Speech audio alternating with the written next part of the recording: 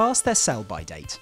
That's the government's take on current food labelling practices, which is why it's brought in new guidance urging shops to phase out display until labels and focus on use-by ones. The government is concerned that labels that have two different types of dates on could be proving confusing for people.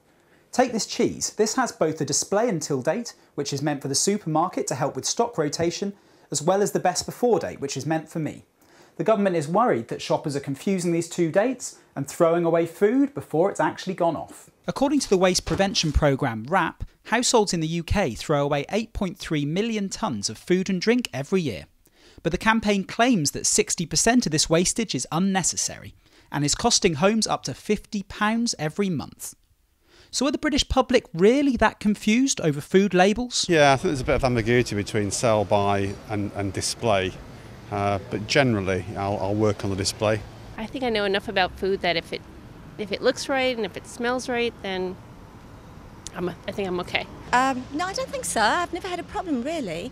The supermarkets I've attended, it's always been sort of, very clear. Yeah, I think that's a huge problem, is throwing away food that's still perfectly okay to eat.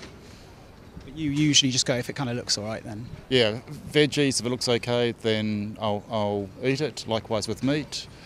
Seafood, I smell it. The People's Supermarket in central London cuts down on any wastage by using its very own kitchen, which cooks and recycles any unsold food, turning it into ready meals and snacks to sell back to its members.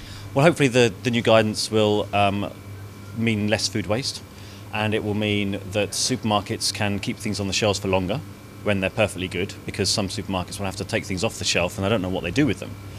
But it means things like milk and eggs and stuff like that can stay on the shelf longer. They'll have a longer life in the home as well, hopefully, as a result of that, which means less food going in the bin, which also means that people spend less money on food because they can keep the food for a bit longer, when they could have done it anyway, but the dates just sometimes scare people off. But not everyone agrees with this new government guidance. Richard Dodd is from the trade association, the British Retail Consortium. It's a nonsense to go obsessing about these sell-by or display until dates as if they were some kind of prime cause of food waste, because they're not. The purpose of those dates is to enable staff to rotate stock in stores to make sure that it gets sold while it's still in a safe and acceptable condition to be sold. So it's actually reducing waste from stores. If you were to have some outright ban on sell-by dates or display until dates, then you risk actually increasing the amount of food waste that's produced. Customers need to know that use-by dates are about safety, best before dates are about quality,